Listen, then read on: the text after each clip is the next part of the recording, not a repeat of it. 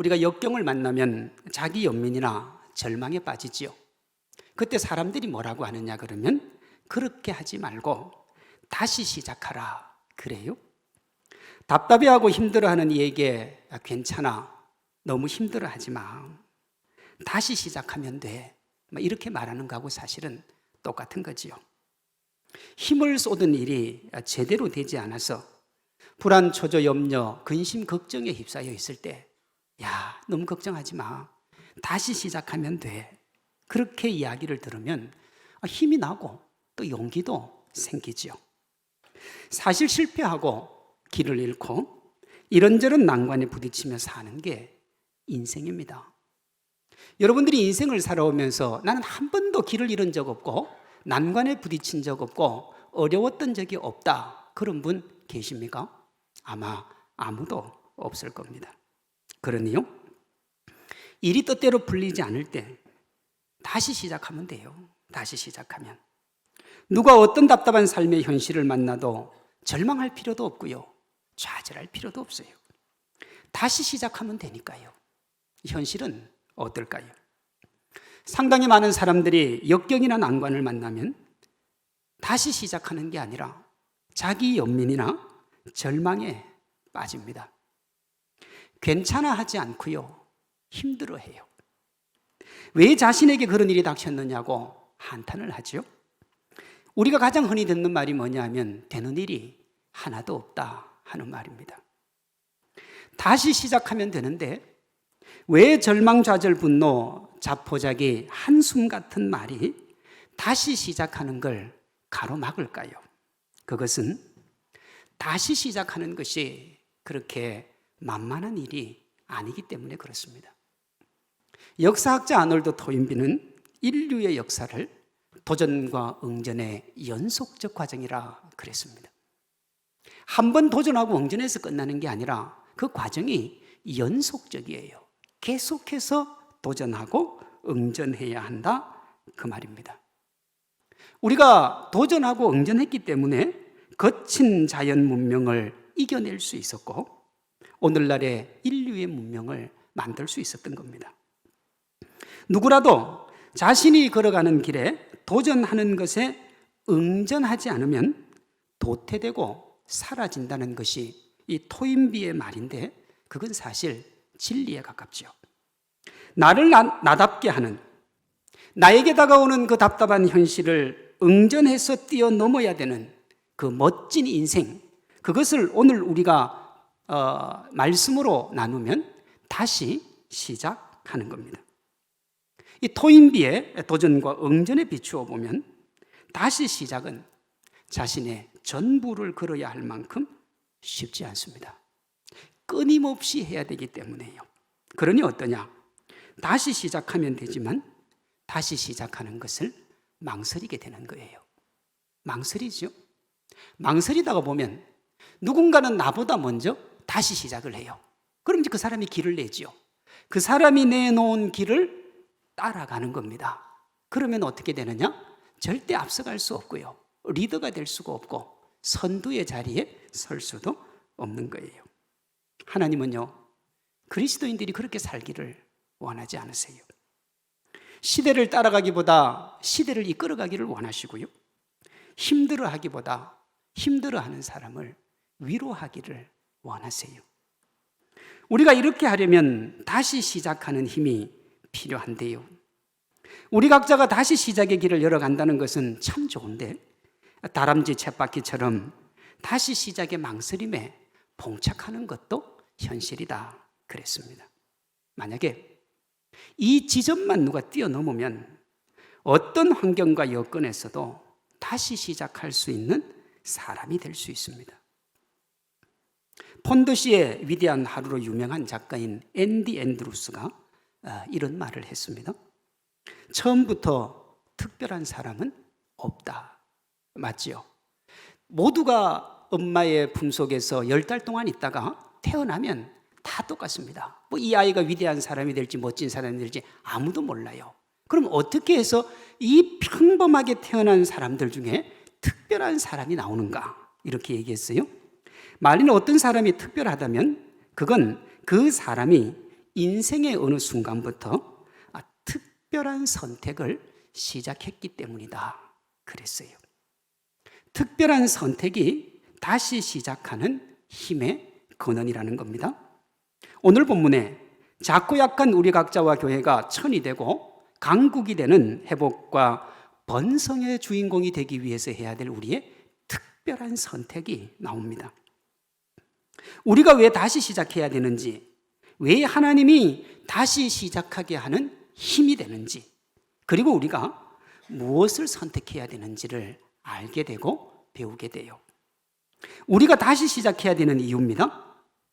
우리가 언제나 다시 시작해야 되는 이유는요, 우리의 상황과 여건이 계속해서 변하기 때문에 그렇습니다. 1절에 이런 말씀이 나와요. 여호와께서 모세에게 이르시되 너는 돌판 둘을 처음 것과 같이 다듬어 만들라. 돌판 둘을 처음 것과 같이 다듬어서 만들라는 말씀으로 봐서 이전에 또 다른 돌판 두 개가 있었겠지요. 그걸 봐야 돼요. 이어지는 1절 하반절에 보면 모세가 이전 돌판 두 개를 깼는데요, 그 깬 이유와 그 모습이 출애굽기 32장에 나옵니다.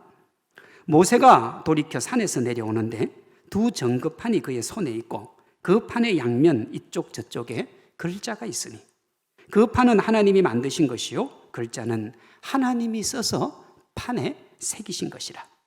진에 가까이 이르러 그 송아지와 그 춤추는 것들을 보고 크게 노하여 손에서 그 판들을 산 아래로 던져 깨뜨리니라 그랬어요. 하나님이 십계명을 주고 있는데 밑에서 난리가 난 거예요.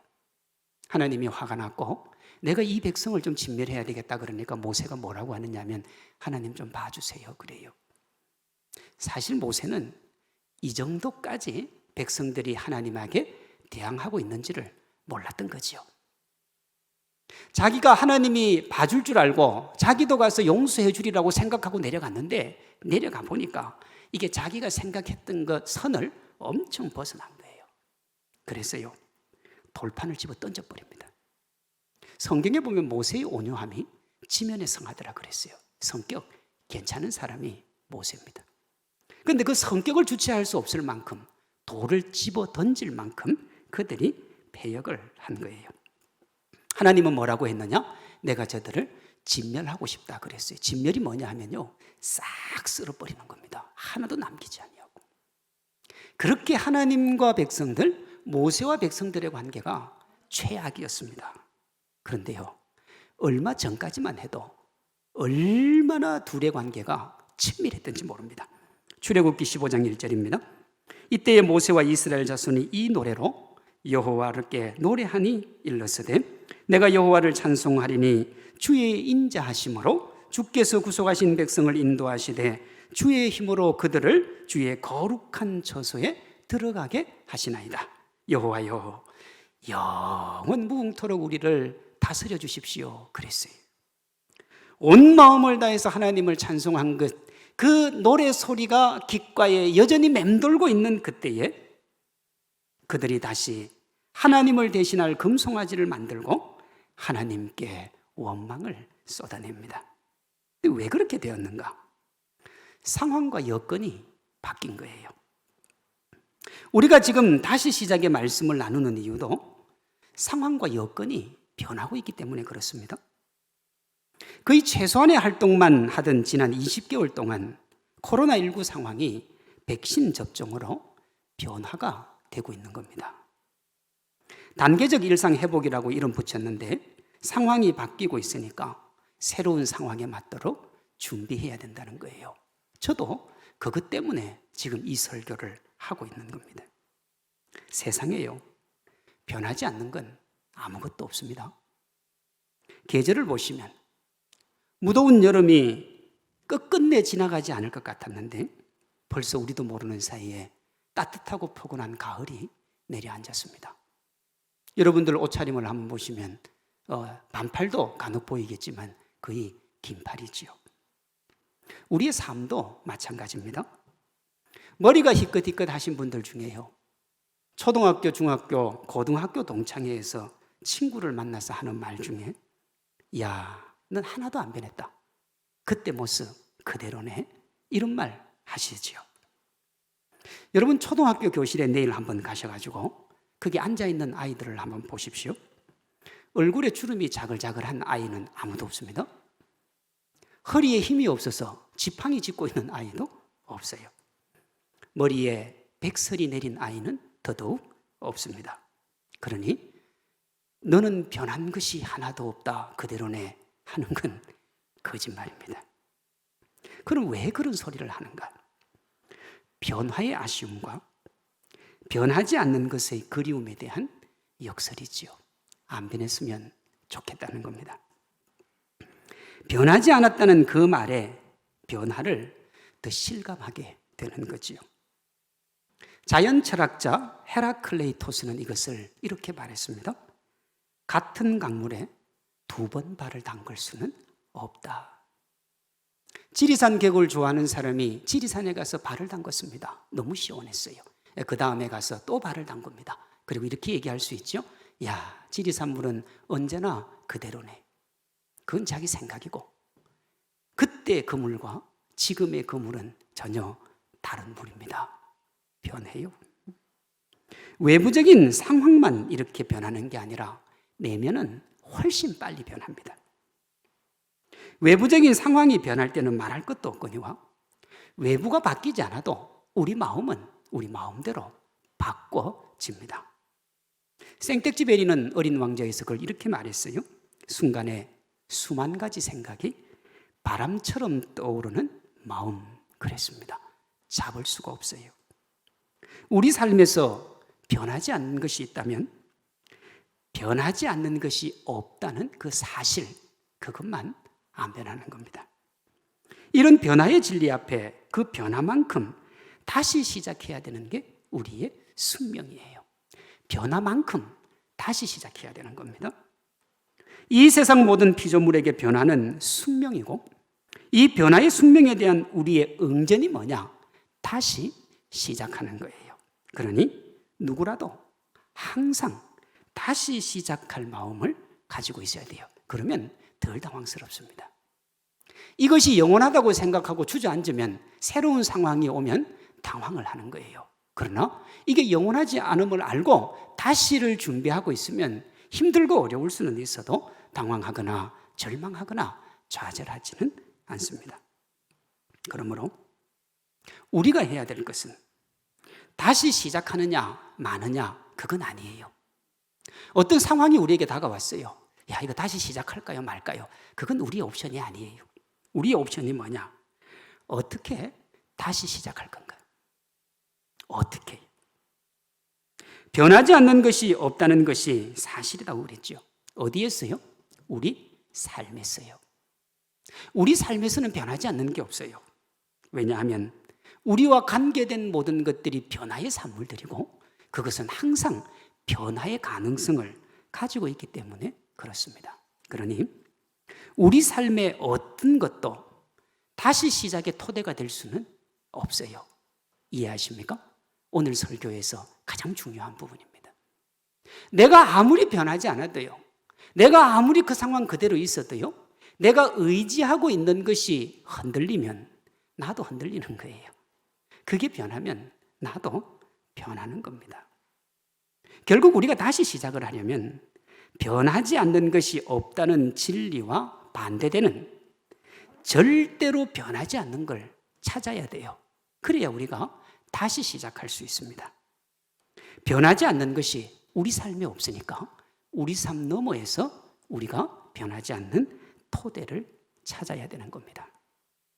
우리의 삶을 넘어서고 변하지 않는 것은 변하는 세상을 만든 불변하시는 하나님밖에는 없어요. 야고보서 1장 17절입니다. 온갖 좋은 은사와 온전한 선물이 다 위로부터 빛들의 아버지께로부터 내려오느니 그는 변함도 없으시고 회전하는 그림자도 없다 그랬습니다. 온갖 좋은 게 하늘로부터 내려와요. 이 땅 모든 것들이 하나님께로부터 온 거예요. 그런데 그 하나님은 변함도 없고 회전하는 그림자도 없어요. 그 주님이 우리를 다시 시작하게 하기 위해서 이 땅에 보내주신 분이 예수님인데 예수님도 똑같습니다. 히브리서 13장 8절입니다.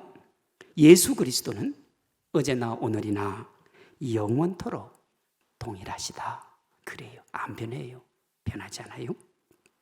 하나님은 일구이연하지 않습니다. 사람은 일구이연하지 않는 사람이 없는 게 아니라 일구다은자들입니다. 내가 했던 말도 상황이 바뀌면 다 뒤집어요. 하나님은 어떤 상황에 처해도 한 번 하신 말씀은 영원토록 기억하고 지키세요. 시편 105편입니다. 그는 여호와 우리 하나님이시라. 그의 판단이 온 땅에 있도다. 그는 그의 언약고 천대에 걸쳐 명령하신 말씀을 어떻게 한다고요? 영원히 기억하신다 그랬습니다. 이 변함없으신 하나님의 모습과 하나님이 다시 시작의 토대가 됨을 가장 잘 보여주는 것이 오늘 본문이에요. 1절입니다. 여호와께서 모세에게 이르시되 너는 돌판 둘을 처음 것과 같이 다듬어 만들라. 네가 깨뜨린 처음 판에 있던 말을 내가 그 판에 쓰리니 그랬는데, 이 그 판에 쓰리니 중간에 다시 쓰리니 해도 됩니다. 그 판에 다시 쓰시는 거예요. 이스라엘 백성들이 홍해를 건넙니다. 그 어마어마한 바다를 건너게 하신 하나님이 너무 좋아서 마음껏 찬양하고 난 다음에 이들이 시내산에 옵니다. 하나님이 그들이 너무 예뻤어요. 그래서 하나님이 십계명을 그들에게 적어서 내가 너희를 지키겠다고 하는 보증을 해주십니다. 그런데요, 그들이 돌판에 잉크가 마르기도 전에 하나님을 배반했고요, 돌판이 깨어짐으로 약속이 파기가 됩니다. 약속 파기의 당사자가 누구냐면 백성들이죠. 하나님이 깨신 게 아니에요. 그러니 하나님이 그 약속을 지키지 않으신들 누가 뭐라고 할 수도 없고 뭐라고 할 사람도 없어요. 자기가 잘못했으니까요. 그런데 하나님이 아무 일도 없었던 것처럼 새로운 상황으로 만들어진 두 돌판에 이전 내용을 그대로 적습니다. 6절, 7절입니다.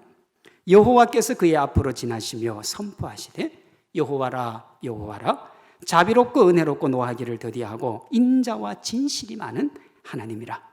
인자를 천대까지 베풀며 악과 과실과 죄를 용서하리라.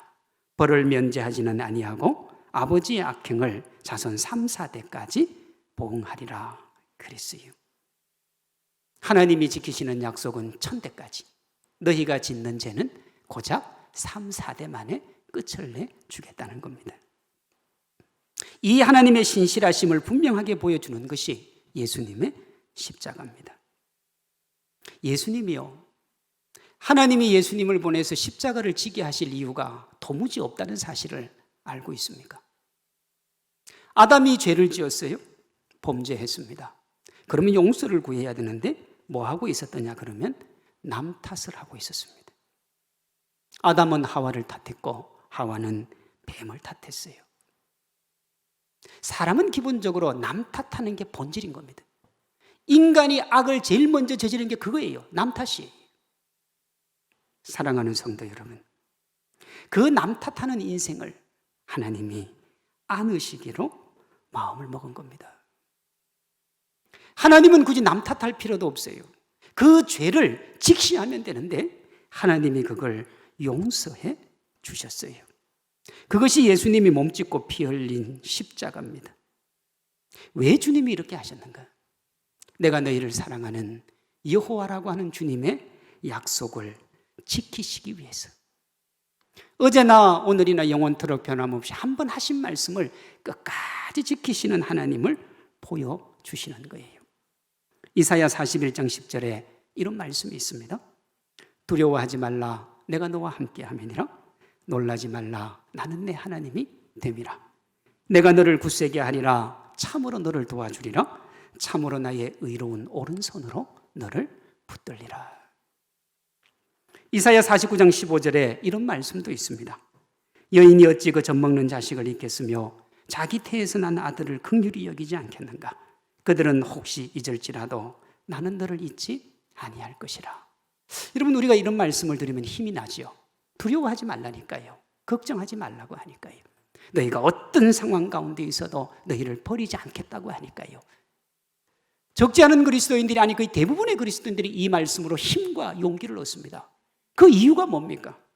이 말씀의 저변에 어제나 오늘이나 영원토록 동일하신 하나님이 계시기 때문에 그렇습니다.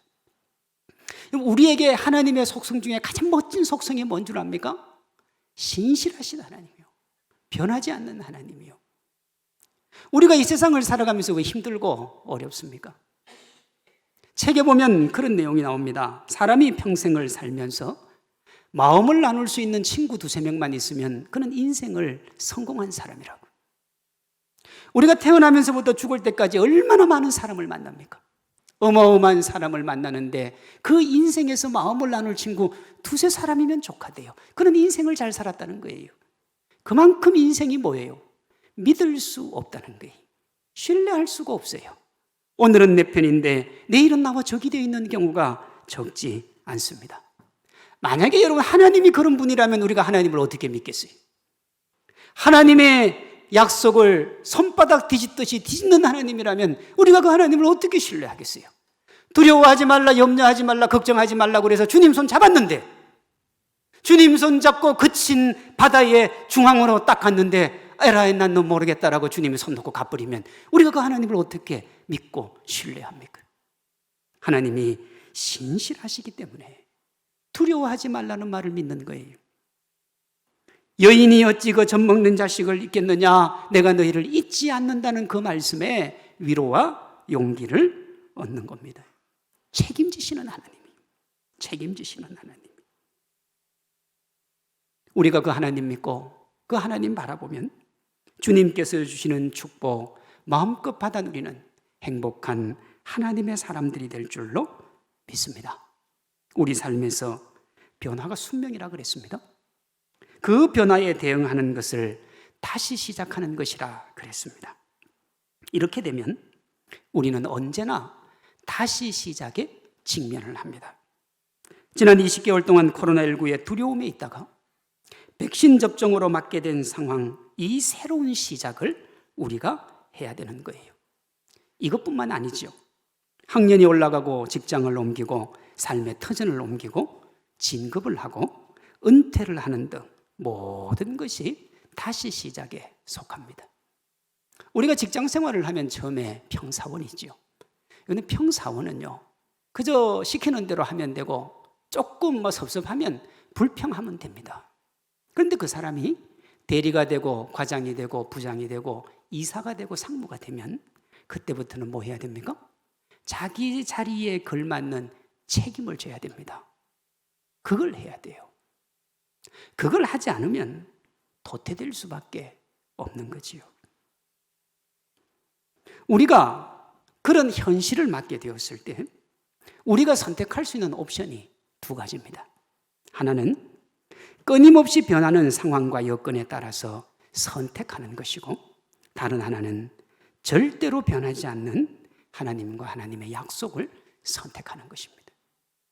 변화의 상황과 여건에 따라 살 것인가, 불변하시는 하나님을 잡고 살 것인가, 그것이 우리 앞에 놓인 옵션입니다. 먼저 변하는 상황과 여건에 따른 선택과 그 결과입니다. 이스라엘 백성들의 선택 기준은 언제나 상황과 여건이었습니다. 그들이 10가지 재앙으로 출애굽을 할 때 노예 생활을 벗어난다는 기쁨에요, 한밤중에 출애굽을 하거든요. 그런데 그 한밤중 출애굽을 기쁨으로 받아들입니다. 자기들이 볼 때 내가 전에 있던 아픔의 상황을 벗어나게 된 거예요. 그러나 곧 진퇴양난의 홍해를 만나자 분노와 원망을 쏟아냅니다. 출애굽기 14장 11절입니다. 그들이 또 모세에게 이르되 애굽에 매장지가 없어서 당신이 우리를 이끌어내어 이 광야에서 죽게 하느냐? 어찌하여 당신이 우리를 애굽에서 이끌어내어 우리에게 이같이 하느냐? 10가지 재앙에 떨어지고 모세가 당당하게 바로와 싸울 때 모세는 그들의 신이었습니다. 그런데요, 홍해 앞에 딱 이르니까요, 모세가 할 수 있는 게 아무것도 없는 거예요. 그때 모세는 또 그들의 적이 됩니다.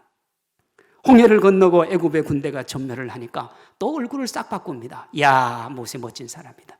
그런데 며칠이 안 되어가지고 그들이 이동을 하는데 마라의 쓴물을 만납니다. 먹을 물이 없는 거예요.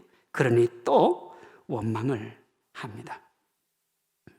자신들이 생각한 시간 안에 모세가 시내산에서 내려오지 않자 모세의 뜻을 따르겠다고 했던 그들이 금송아지 신을 만들고 그걸 또 하나님이라고 또 바꿉니다. 자세히 보면 그들 선택의 기준은 상황과 여건입니다. 노예 생활 해방으로 기뻐하지요. 홍해의 고통스러운 환경으로 불평하지요. 어려운 상황에서 건져내신 하나님 찬양하자 고난이 닥치니까 거침없이 또 원망을 합니다. 급기야 하나님을 자기 입맛에 맞는 존재 금송아지로 바꿔버립니다. 그게 하나님이에요. 우리 시대로 말하면 돈이죠, 돈. 그 돈이 하나님이 되는 거예요. 이렇게 상황과 여건에 일희일비하며 살아가면 어떻게 되는 줄 압니까? 출애굽기 32장 9절입니다. 여호와께서 또 모세에게 이르시되 내가 이 백성을 보니 목이 뻣뻣한 백성이로다. 그런즉 내가 하는 대로더라. 내가 그들에게 진노하여 그들을 진멸하겠다. 그래. 하나님을 믿는다고 하면서도 주어진 상황과 여건을 우선하고 그것을 토대로 새로운 길을 찾고 나아가면 어떻게 되느냐? 허망하고 허탈해집니다.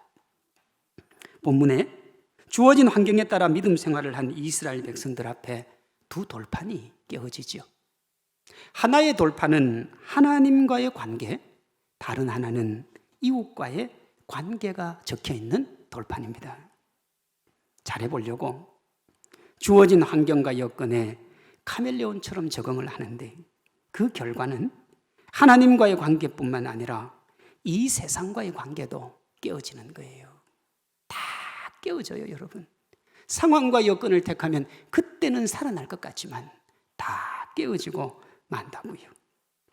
상황과 여건의 선택이 적극적으로 내 삶을 이끌어가는 것처럼 보이지만 결국은 뭐냐? 상황과 여건이 나를 이끌어가는 거예요. 그런데 우리가 인생을 살아가면서 상황과 여건이 얼마나 자주 바뀝니까? 그러니까 바뀌는 데마다 상황과 여건을 의지하면 우리 인생은요, 거기 끌려다니다가 끝나는 거예요. 그래서 버나드 쇼가 그랬잖아요. 우물쭈물하다가 내 이럴 줄 알았다. 인생을 못 떨어지게 사고 노벨 문학상까지 받았던 그가 우물쭈물한 인생이라고 그랬어요. 왜요? 환경과 여건에 붙들려 살아가기 때문에.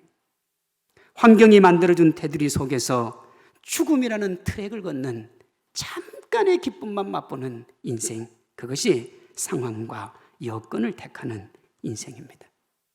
주어진 현실 문제에 집착하며 욕망의 바다를 향해서 욕망의 그물만 계속 던지고 있으면 결국 그 상황과 함께 침몰하는 거예요.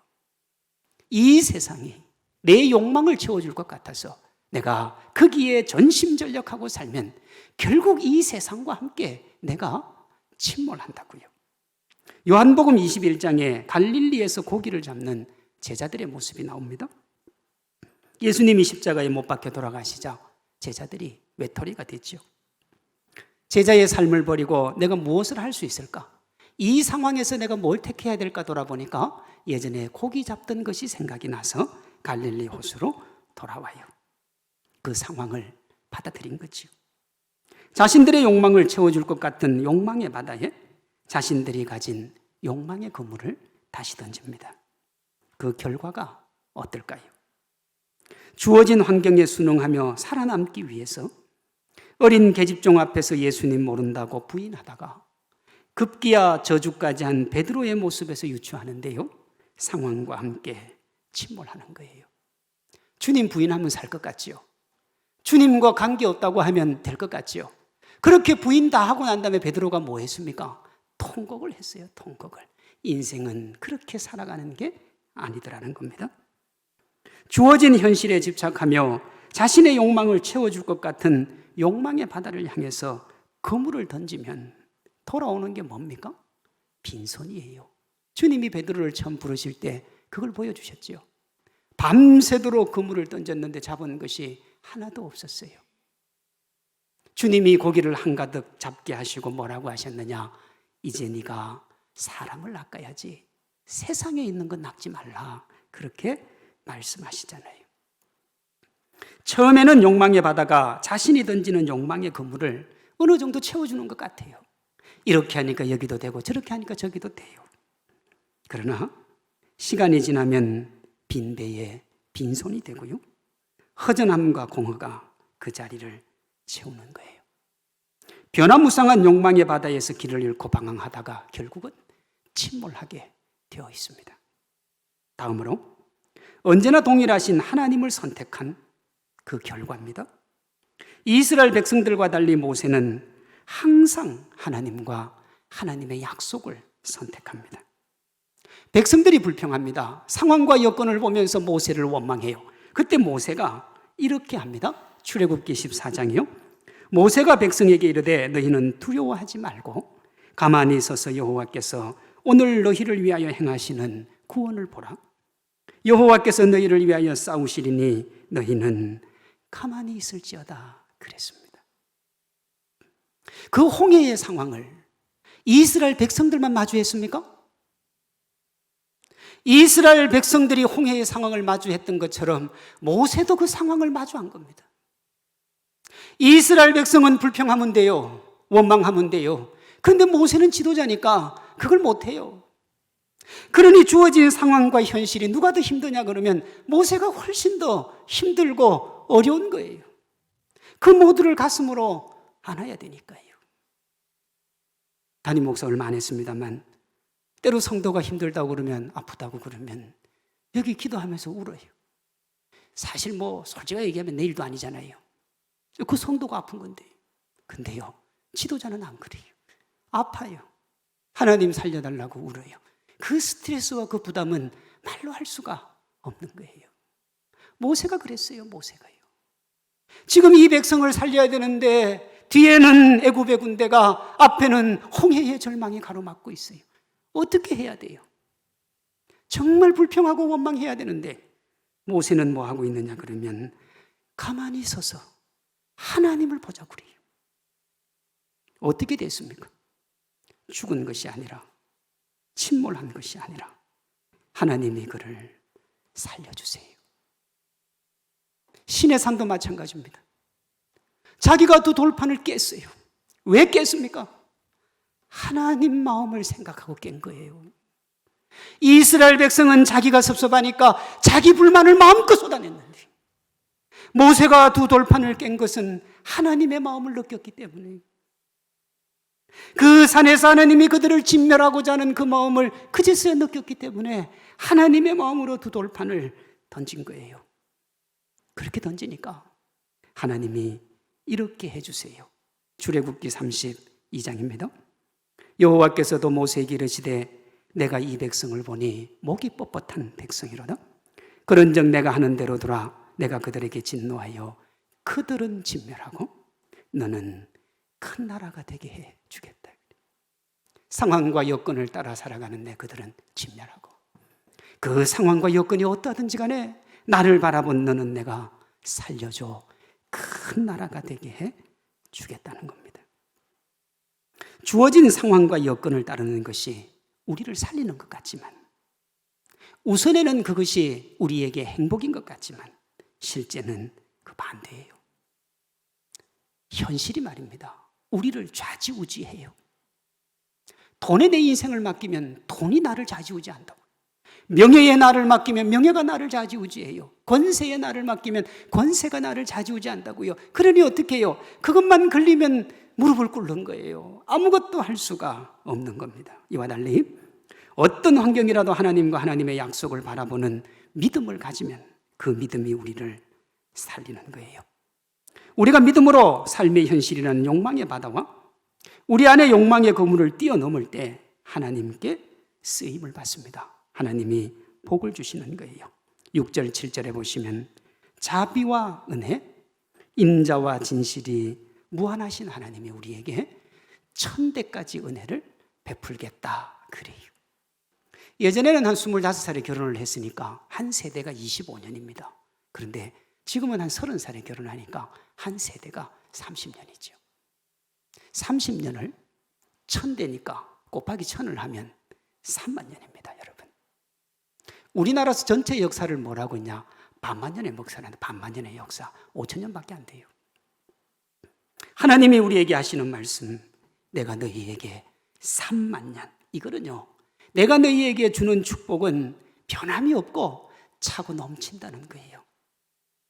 시대와 상황을 바라보면 너희가 짧은 시대와 상황과 함께 소멸하고 없어질 거지만, 영원한 나를 바라보며 나를 의지하면 내가 너희에게 은혜를 주는데 너뿐만 아니라 자자손손까지 내가 다 은혜와 기쁨으로 함께해 주겠다는 겁니다.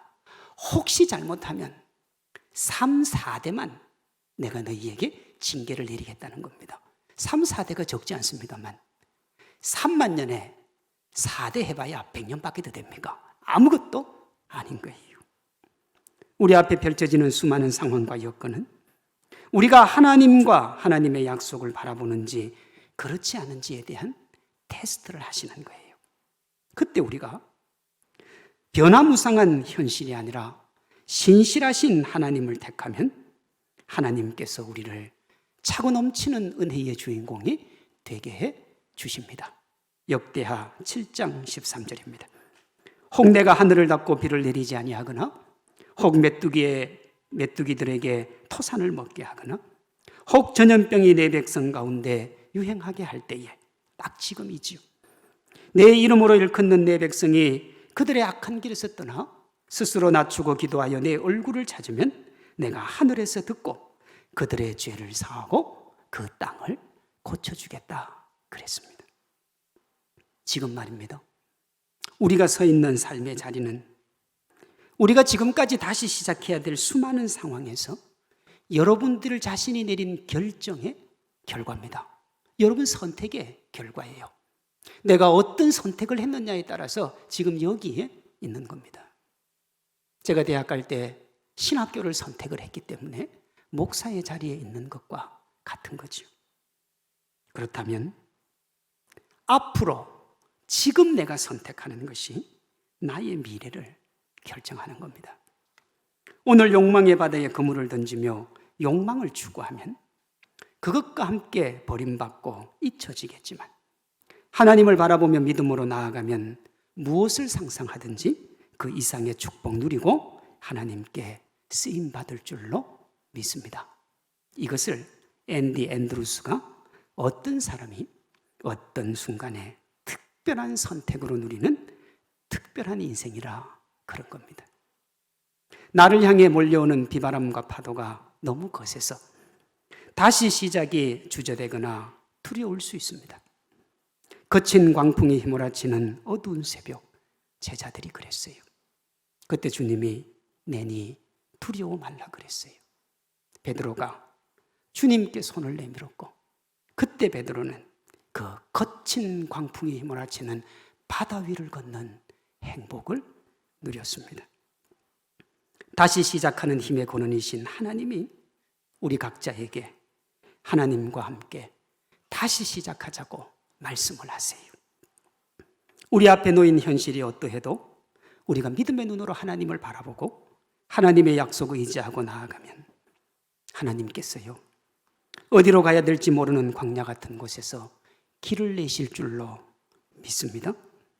생명의 가능성이 없는 사막에 강을 내실 줄로 믿습니다. 나를 막아선 절망의 바다에 길을 내시고요, 그 바다가 열리지 않으면 바다 위를 걷게 했으라도 하나님을 선택한 이에게 약속하신 것을 이루어 주실 줄로 믿습니다. 우리 각자가 이 축복과 은혜의 주인공 되시기를 주님의 이름으로 축원합니다.